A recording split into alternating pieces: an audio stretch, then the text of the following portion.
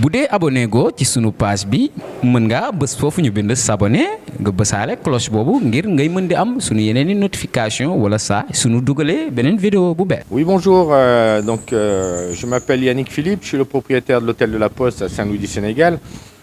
Et comme vous venez de dire, donc oui, effectivement, c'est un jour important pour nous, comme tous les jours du reste, mais celui-ci particulièrement car nous inaugurons la chambre de Léopold Gourb, qui fut un des pionniers de l'aéropostale et à ce titre un héros.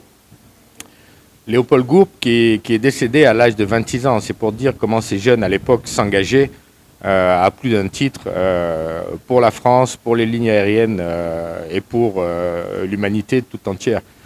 Notre rôle, c'est de rendre la dignité à ces personnes-là, à ces héros français, à plus d'un titre et particulièrement leur rendre la dignité, c'est de de sauvegarder tout ce qui concerne donc le patrimoine et ce qui révèle leur passage à chacune de leurs étapes dans le monde et particulièrement l'étape de Saint-Louis. C'est pour ça qu'au niveau de l'hôtel de la Poste, on a entrepris depuis de nombreuses années d'œuvrer donc à rendre à César ce qui appartient à César à travers donc cet hôtel et ses chambres qui les accueillaient. Tout parti et donc avec les familles bien entendu qui nous alimentent en information, en iconographie, en photos, etc. Donc avec eux nous choisissons une chambre, enfin ils choisissent la chambre de leur choix et charge à nous d'y déposer et d'y mettre donc tout ce qui concerne l'histoire aérienne et l'histoire dans le cadre des lignes Latécoère dans cette chambre pour la mémoire. Donc c'est vrai que cette chambre est inaugurée donc par l'association Mémoire d'Aéropostale qui accompagne régulièrement le rallye Toulouse-Saint-Louis auquel d'ailleurs j'ai participé en tant qu'équipage sénégalais. En 1993, j'étais le premier équipage sénégalais. Je m'en suis bien sorti, je suis arrivé au bout pour la fierté de mon père à l'époque. Et donc le rallye Toulouse-Saint-Louis a pu être reçu cette année à Saint-Louis du Sénégal et non pas ailleurs. C'était pas chose aisée, c'était pas gagné.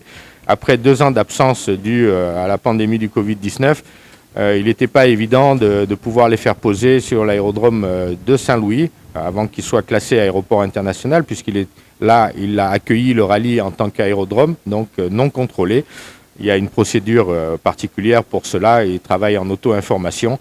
Et il faut remercier donc, le maire de Saint-Louis, mais aussi monsieur le gouverneur qui a grandement œuvré à ce que cela puisse être une évidence pour que le rallye Toulouse-Saint-Louis puisse se poser à Saint-Louis après 2 ans d'absence pour le grand bonheur des acteurs du tourisme, entre autres. Je m'appelle Anne-Marie Bénite par mon père et Gourb par ma mère. Donc ma mère est la plus jeune sœur de Léopold Gourb, aviateur né en 1900 et décédé en 1926. Donc ce personnage exceptionnel dans sa nature et aventurier a connu une vie merveilleuse au sein de l'aviation avec la Latécoère et malheureusement a fini ses jours très tôt, à 26 ans. Donc toute notre vie, la famille a souffert de cette disparition trop rapide d'un jeune homme en pleine forme, intelligent, grand et d'une grande bonté et d'un dynamisme et d'une gaieté permanente. Donc je suis heureuse parce qu'aujourd'hui, cet homme trouve sa place dans l'hôtel de la Poste grâce à monsieur Yannick.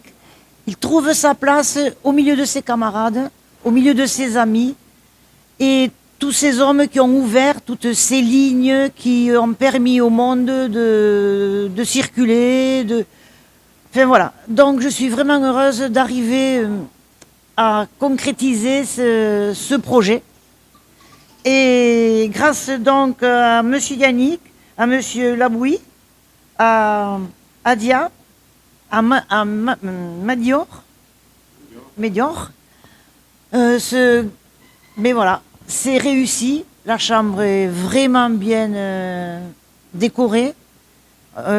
tout met en valeur la mentalité et le caractère de Léopold Gour, sa souffrance aussi.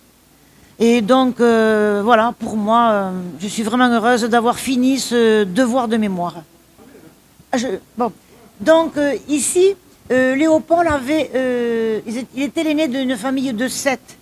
Donc, dans cette famille, il y avait Léopold, il y avait Louisou, Irène, Hildebert, Rose et Margot. Rose, c'est sa grand-mère. Donc, c'est un petit-neveu de Léopold Gour. Et moi, comme Margot, c'est la dernière sœur, donc je suis la nièce. Et ça, c'est le petit... non, oui, je suis la nièce de Léopold, et ça, c'est le petit-fils de Rose. Et ça, c'est l'épouse de Philippe, qui nous aide et qui fait un reportage photo en même temps. Voilà. Quant à Saint-Louis, c'est une ville magnifique. Et nous avons aimé la visiter. Pardon ?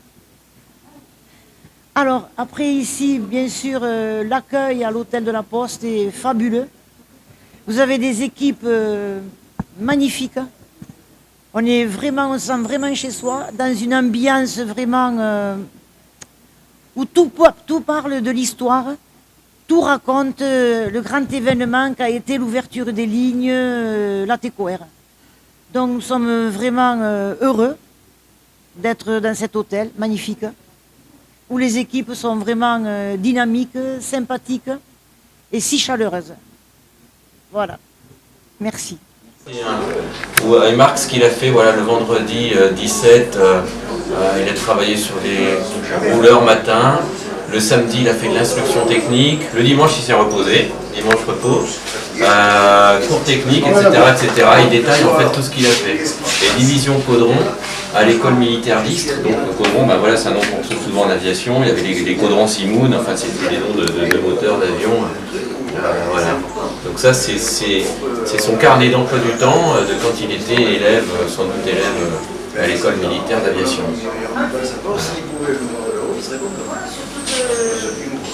C'est très très important pour nous, puisque déjà, dans le nom du rallye, c'est le rallye Toulouse-Saint-Louis. Donc il y a le nom de Saint-Louis accolé à celui de la ville de Toulouse, et ça reprend la ligne de Toulouse aux rives du fleuve Sénégal, ici à Saint-Louis. Donc c'est très important parce que ça fait partie de notre nom, et c'est très important parce que c'est notre arrivée, hein, c'est notre, je dirais, finalité de descendre depuis Toulouse à Saint-Louis du Sénégal, en retraçant précisément les étapes historiques des lignes aériennes, la TECOR et Aéropostale. Donc pour nous, Saint-Louis, c'est techniquement très important, mais c'est aussi affectivement très important, parce que c'est une ville dans laquelle nous venons depuis 1983. Le rallye Toulouse-Saint-Louis est le rallye le plus ancien à commémorer l'histoire des pionniers. 38 ans. Non, 40 ans l'année prochaine.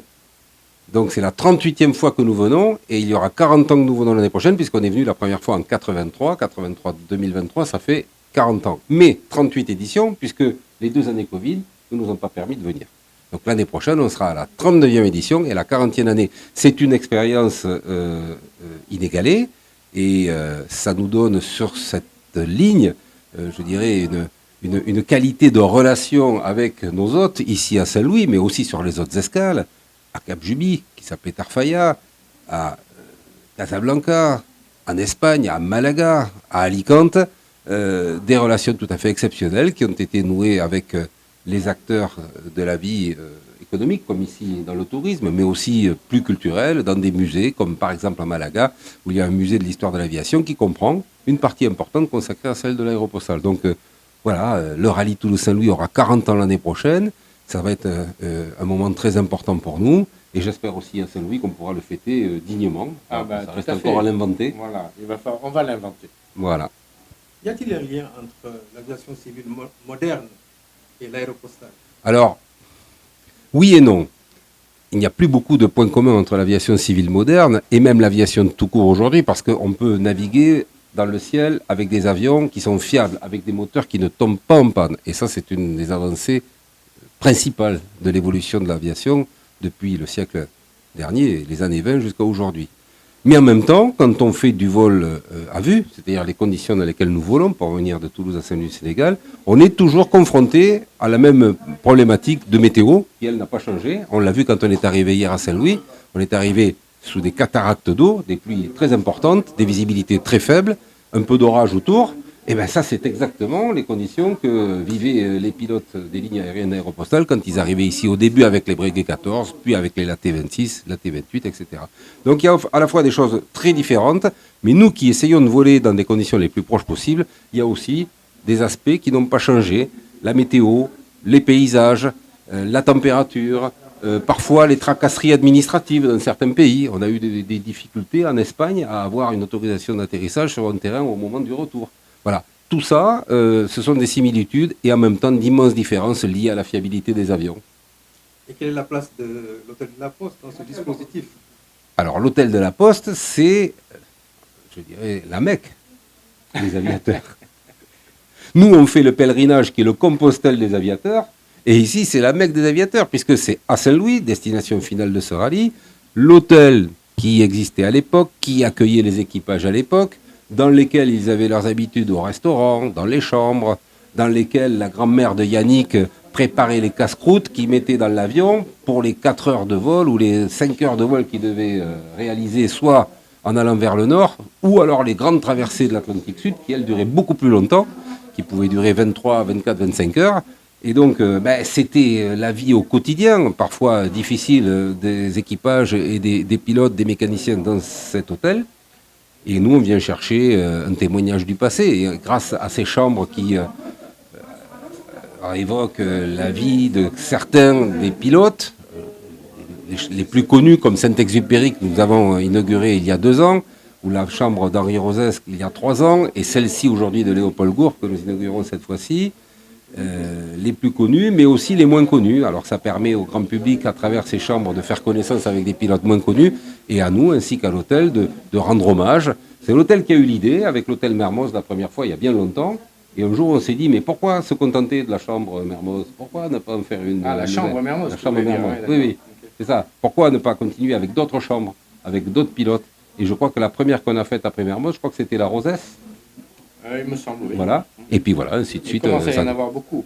Voilà. Alors, pour revenir au travail que ma grand-mère faisait, enfin, je veux dire, à son cœur généreux, et comme elle choyait ses enfants qui étaient les pilotes de l'aéropostale, tu as dû remarquer à la salle Jean Mermoz, la salle des petits déjeuners, qu'il y a une photo dédicacée par sa maman, au bon soin de monsieur et madame Philippe, pour l'accueil qu'elle réservait à son fils Jean Mermoz. Voilà, la mère de Jean Mermoz qui voulait remercier mes grands-parents, tes grands-parents de la façon dont ici ils se sentaient un peu plus chez eux, parce qu'ils étaient loin, hein, ils étaient à 5000 km de leur foyer pour la plupart, et donc ils y restaient souvent très longtemps. Tout à fait. Je vous remercie. Mais c'est moi qui vous remercie. bu dee abonné go ci sunu page bi mën ngaa bës foofu ñu bind s'abonné nga bësaale cloche boobu ngir ngay mën di am sunu yeneen i notification wala saa sunu dugalee beneen vidéo bu bees